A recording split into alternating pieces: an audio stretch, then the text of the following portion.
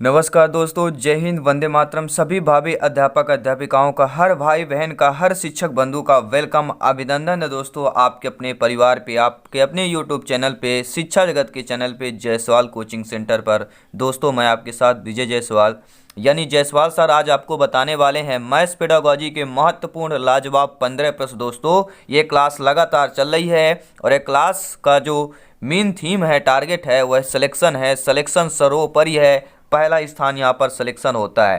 ठीक है, बाद में सारी बातें की जाती हैं। तो सिलेक्शन में ध्यान रखते हुए ये क्लास आपकी होने वाली है।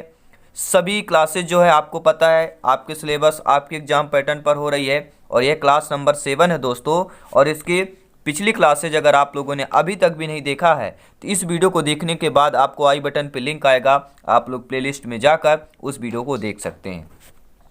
तो चलिए शुरू करते दोस्तों। मैथ्स पेडागोजी की 7वीं क्लास है और 7वीं क्लास में प्रश्न आ चुका है स्क्रीन पर दोस्तों। प्रश्न यह पूछा जा रहा है, पिछले क्लास का लास्ट प्रश्न यह है दोस्तों, मूल्यांकन जो होता है परिणामों के आधार पर छात्र के संबंध में पूर्ण सार्थकता के साथ जो है भविष्यवाणी की जा सकती है।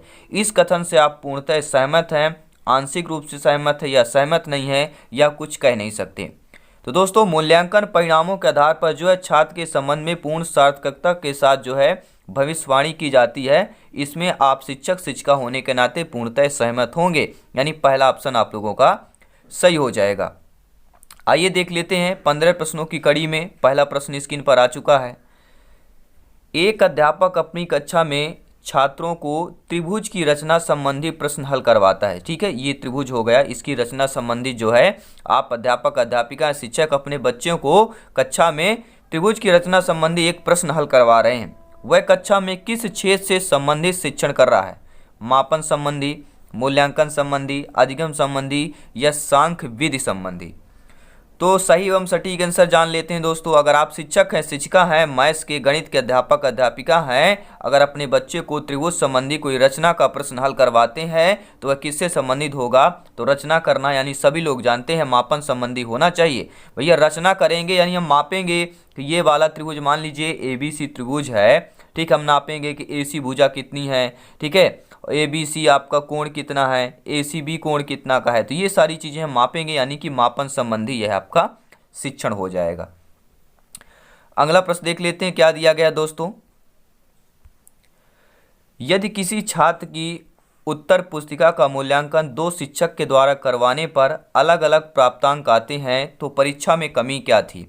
दोस्तों आपको पता है, कोई भी छात्र है, एक अध्यापिका, एक मैडम, एक सर उस उत्तर पुस्तिका की जांच करते हैं, मूल्यांकन करते हैं, यानी 2 शिक्षकों के द्वारा जांच करवाने पर अलग अलग प्राप्तांक आते हैं। यानी 10 नंबर का टेस्ट हुआ, एक बालक को अध्यापिका वहाँ पे जांची तो उसको 8 नंबर मिला, अध्यापक जांच रहे हैं उसको 7 नंबर मिल रहा है। ठीक है, उसको प्राप्तांक में डिफरेंस आ रहा है। तो यह परीक्षा में किसकी कमी थी? विश्वसनीयता की, वैधता की, वस्तुनिष्ठता की या कठिनाई स्तर की? सभी लोग बताएंगे। ठीक है, तो ये आपकी जो राइट आंसर होगा, यह विश्वसनीयता की कमी थी। ठीक है, उनको यह विश्वास नहीं था कि इनको ये इतना अच्छा लिखा है, वो उतना अच्छा लिखा है। ठीक है, ये आप कह सकते हैं वस्तुनिष्ठता भी हो सकता है। ठीक है, तो परीक्षा में कमी थी, वस्तुनिष्ठता की कमी थी। विश्वसनीयता भी हो सकता है कि उसको विश्वास नहीं है, तो दोनों ऑप्शन हो सकते हैं। तो परीक्षा में कमी क्या थी? यहाँ पे वस्तुनिष्ठता हो जाएगा, ऑप्शन नंबर तीसरा जो है आपका सही हो जाएगा। आइए देख लेते हैं अगला प्रश्न क्या पूछा जा रहा है। मूल्यांकन किया जाता है दोस्तों, जो मूल्यांकन है वह किया जाता है, सभी लोग कमेंट करेंगे। मूल्यांकन किया जाता है, उपलब्धि की जांच करने के लिए किया जाता है, अस्पष्ट अवधारणाओं का पता लगाने के लिए किया जाता है, कक्षा में प्रोन्नति के लिए किया जाता है या पदोन्नति के लिए किया जाता है या प्रतियोगिता की भावना जागृत करने के लिए जाता है। तो मूल्यांकन सभी लोग जानते हैं किस लिए किया जाता है? उपलब्धि की जांच करने के लिए किया जाता है मूल्यांकन, कि उसने जो आपने पूरा साल भर पढ़ाया, स्टडी किया, उसने शिक्षण किया बालक, ठीक है, तो उस पर उसने क्या उपलब्धि हासिल की उसको ग्रहण करके, तो उसकी जांच करने के लिए मूल्यांकन किया जाता है। आइए देख लेते हैं अगला प्रश्न क्या दिया गया है। मूल्यांकन के कितने सोपान हैं? सभी लोग कमेंट करेंगे। 2 हैं, 3 हैं, 4 है, 5 है। बहुत बार शिक्षक भर्ती में आपकी टीटी एग्जाम में पूछा जाता है दोस्तों कि आपके मूल्यांकन के कितने सोपान हैं। तो जब भी बात करें 3 सोपान होते हैं मूल्यांकन के, ठीक है। आगे आने वाले प्रश्नों में बताएंगे वह कौन कौन से आपके सोपान भी हैं मूल्यांकन के, सोपानों के नाम भी बताएंगे। एक प्रश्न लेंगे भैया आपके एनसीएफ से प्रश्न लेंगे, आपको पता है एनसीएफ से भी प्रश्न आते हैं, नेशनल करिकुलम फ्रेमवर्क से, यानी राष्ट्रीय पाठ्यचर्या की रूपरेखा 2005 किस बात पर बल देता है। गणित चयनित शिक्षार्थियों को पढ़ाया जाएगा, गणित में सफलता प्रत्येक बच्चे के लिए आवश्यक है, शिक्षार्थियों की तार्किक गणितीय योग्यता के लिए उनकी परीक्षाएं होनी चाहिए, यह आपकी निम्न उपलब्धकर्ताओं के लिए गणित पाठ्यचर्या अलग होनी चाहिए, ठीक है। तो राष्ट्रीय पाठ्यचर्या यानी एनसीएफ 2005 के अनुसार जो है किस बात पर बल देती है एनसीएफ आपकी, जिसमें गणित में सफलता जो है प्रत्येक बच्चे के लिए आवश्यक है, ठीक है। किसी एक व्यक्ति के लिए नहीं है, पर्सनल बच्चों के लिए नहीं है, ठीक है, एक परफेक्ट के लिए नहीं है, सभी बच्चों के लिए गणित में सफलता प्रत्येक बच्चे के लिए आवश्यक है, यह एनसीएफ 2005 बल देती है। अगला प्रश्न देखेंगे, एनसीएफ हो गया, आरटी एक्ट 2009 हो गया, यहाँ से भी प्रश्न एक एक तो आना ही है, एक दो प्रश्न जरूर आएगा, प्रत्येक सब्जेक्ट की बात कर रहे हैं, ठीक है, प्रत्येक सब्जेक्ट में यहाँ से प्रश्न आएगा। एक प्रश्न और देख लेते हैं, राष्ट्रीय पाठ्यचर्या रूपरेखा 2005 एनसीएफ 2005 अधिगम का रचनावादी उपागम बल देती है। दोस्तों जो अधिगम के रचनावादी उपागम पर बल देती है, क्योंकि यह किस पर केंद्रित है, एनसीएफ जो है आपका किस पर केंद्रित है, शिक्षा द्वारा प्रभावी व्याख्यान और अन्वेषण का, परिभाषाओं और सूत्रों को याद करने का, नियमित गृह कार्य जमा करने का, यह आपका गतिविधियों में शामिल करते हुए शिक्षार्थियों का। तो अधिगम का रचनावादी उपागम पर बल देती है एनसीएफ 2005, क्योंकि यह जो केंद्रित है दोस्तों आपकी गतिविधियों में शामिल करते हुए शिक्षार्थियों की सक्रिय भागीदारिता का केंद्रित है। फोर्थ ऑप्शन आप लोगों का सही हो जाएगा। लाजवाब प्रश्न था, सिलेक्शन वाला प्रश्न था। आइए देखेंगे अगला प्रश्न क्या दिया गया दोस्तों, ये भी आपका एनसीएफ से रिलेटेड प्रश्न है। आपको पता है एनसीएफ का, ठीक है, हमने वीडियो पार्टिकुलर आपको बेहतरीन बना दिया है एनसीएफ का। अगर आपने वीडियो नहीं देखा है पूरा डिटेल के साथ तो हम आपको एंड स्क्रीन में वीडियो दे देंगे, आप लोग वहाँ पे एनसीएफ का पूरा डिटेल के साथ जानिए, क्योंकि वहाँ से प्रश्न आता है, सिलेक्शन तय होता है। जी हाँ दोस्तों, प्रश्न देख लीजिए, इंपॉर्टेंट प्रश्न है, ध्यानपूर्वक देखिएगा, ऐसे एक दो प्रश्न बड़े बड़े भी आएंगे। तो राष्ट्रीय पाठ्यचर्या की रूपरेखा एनसीएफ 2005 के अनुसार गणित की शिक्षा का मुख्य उद्देश्य बच्चे की गणितीकरण की क्षमताओं का विकास करना, स्कूली गणित का सीमित लक्ष्य, लाभप्रद क्षमताओं का विकास। यह जो है गणितीकरण बच्चे की क्षमताओं का विकास करने की ओर संकेत करता है। बच्चे की किस क्षमताओं के विकास के लिए, कौन सी क्षमताओं के विकास के लिए यह संकेत करता है कि जो एनसीएफ 2005 के अनुसार गणित की शिक्षा का मुख्य उद्देश्य बच्चे की गणितीकरण की क्षमताओं का विकास करना, स्कूली गणित का सीमित लक्ष्य है, लाभप्रद क्षमताओं का विकास। तो यही बताना है कि ये किन क्षमताओं के विकास करने की बात कर रहा है आप एनसीएफ। तो एनसीएफ जो जिन क्षमताओं के विकास करने की बात कर रहा है दोस्तों, वह क्षमता है आपकी पूर्व अवधारणाओं को उनके तार्किक निष्कर्ष का अनुशीलन करने और अमूर्तन का प्रचलन करने के लिए गणितीय रूप से चिंतन और तर्क से बच्चे के संसाधनों का विकास करने के लिए यह आपका क्षमता का विकास करने की बात कर रहा है, ठीक है। तो पहला ऑप्शन यहाँ पे सही हो जाएगा, पूर्व अवधारणाओं वाला। आइए देख लेते हैं अगला प्रश्न। दोस्तों आपने अभी भी टेलीग्राम में हमारे ग्रुप पे ज्वाइन नहीं किया, टेलीग्राम चैनल पे नहीं ज्वाइन किया, तो वहाँ पे जरूर सर्च करें जायसवाल कोचिंग सेंटर। वहाँ पे नोट्स, पीडीएफ फाइल सब कुछ आपको मिलता है। जी हाँ दोस्तों, वहाँ पे आप लोग एक दूसरे को क्वेश्चन शेयर करके अपनी तैयारी बेहतरीन कर सकते हैं। ग्रुप में है तो काफ़ी सारे क्वेश्चन वहाँ पर अपलोड होते हैं, फिर आप वहाँ से रिप्लाई भी दे सकते हैं, ठीक है। तो बहुत सारे स्टूडेंट आपस में शेयर करके क्वेश्चन करके बेहतरीन तैयारी किया जा सकता है, क्योंकि समूह में जो किया गया कार्य होता है वह सर्वोपरि होता है दोस्तों। जी हाँ, प्रश्न देखेंगे, इनमें से बताइए क्या जो गणित शिक्षण में एक प्रमुख समस्या है। तो गणित शिक्षण में प्रमुख समस्या वह कौन सी है। प्राथमिक स्तर पर बच्चों के ज्ञान की नींव का कमजोर होना, अध्यापक का विषय के प्रति पर्याप्त ज्ञान न होना, या आपका होना चाहिए बच्चों का शारीरिक एवं मानसिक स्वास्थ्य ठीक न होना। तो दोस्तों अगर गणित की बात की जाए, गणित शिक्षण में एक प्रमुख समस्या की बात की जाए तो प्राथमिक स्तर बच्चे के ज्ञान की नींव कमजोर होना। अगर बच्चे की नींव कमजोर है तो वह समस्या है दोस्तों प्राथमिक स्तर पर।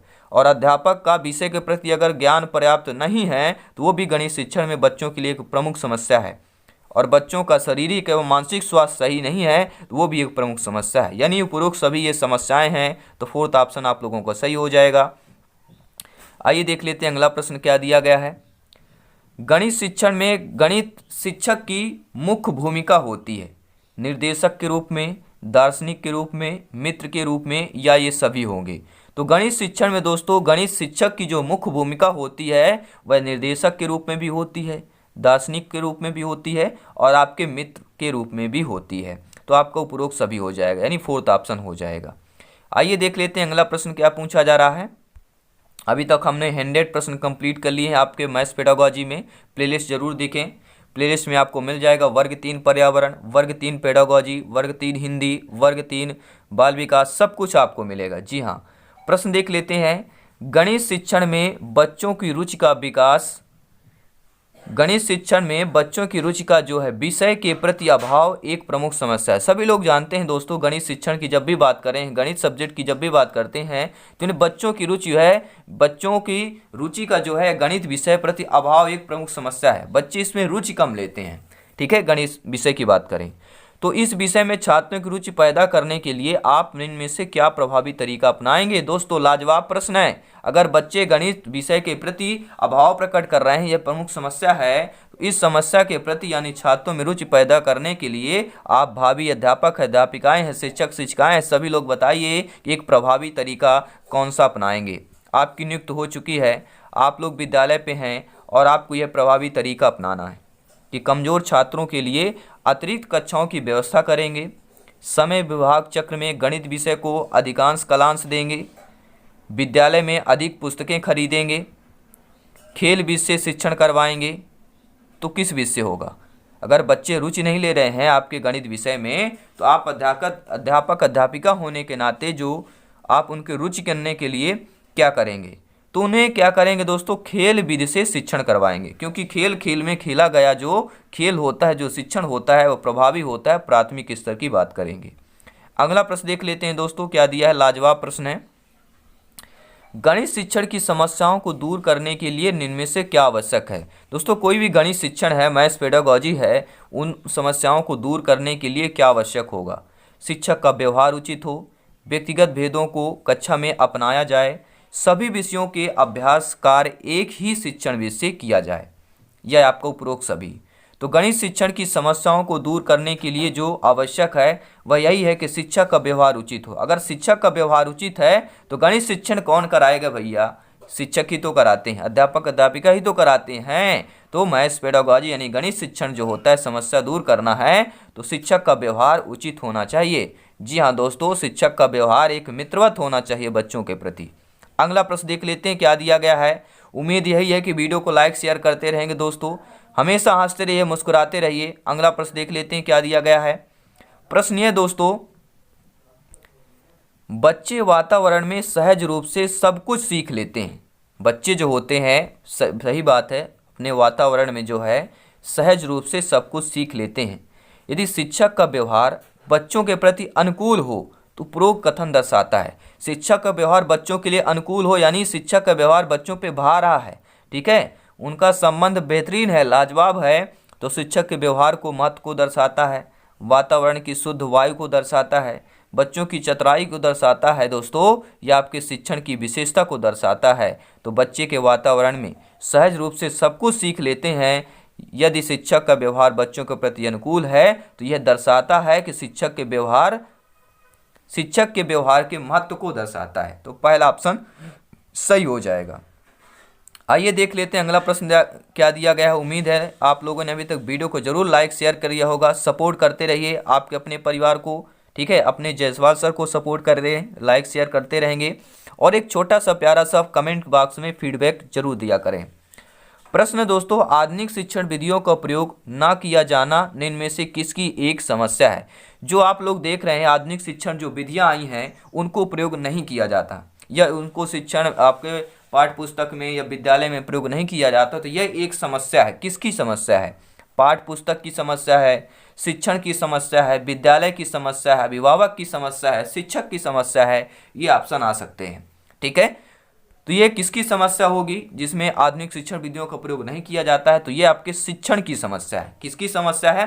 शिक्षण की ही समस्या होगी, यानी आपका दूसरा ऑप्शन सही हो जाएगा। आइए देख लेते हैं अगला प्रश्न दोस्तों। गणित शिक्षण में शिक्षण संबंधी समस्याओं को दूर करने के लिए आप निम्न में से क्या उपाय अपनाएंगे? दोस्तों अध्यापक अध्यापिकाएं हैं आप लोग, बताइए कि गणित शिक्षण में शिक्षण संबंधी समस्याओं को दूर करने के लिए आप निम्न में से क्या उपाय अपनाएंगे? प्रधानाचार्य से बच्चों की शिकायत करेंगे, गणित विषय में कमजोर बच्चों का विषय परिवर्तित करेंगे, बच्चों में उचित दृष्टिकोण का विकास करेंगे, या आपका उपरोक्त में से कोई नहीं? तो दोस्तों गणित शिक्षण में शिक्षण संबंधी समस्याओं को दूर करने के लिए आप इनमें से क्या उपाय अपनाएंगे? वही उपाय यह है कि बच्चों में उचित दृष्टिकोण का विकास करेंगे। आपका तीसरा ऑप्शन सही हो जाएगा। आइए देख लेते हैं अगला प्रश्न क्या दिया गया है। गणित शिक्षण की समस्याओं को दूर करने के लिए एक अध्यापक को निम्न में से कौन सी अध्यापक क्रिया अपनानी चाहिए? अध्यापन क्रिया अपनानी चाहिए। ठीक है, यहाँ पे अध्यापन होना चाहिए।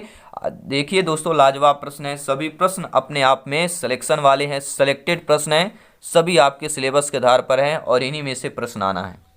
तो गणित शिक्षण की समस्याओं को दूर करने के लिए एक अध्यापक के नाते आपके कौन सी अध्यापक क्रिया अपनाएंगे? वह अध्यापक क्रिया कौन सी है दोस्तों?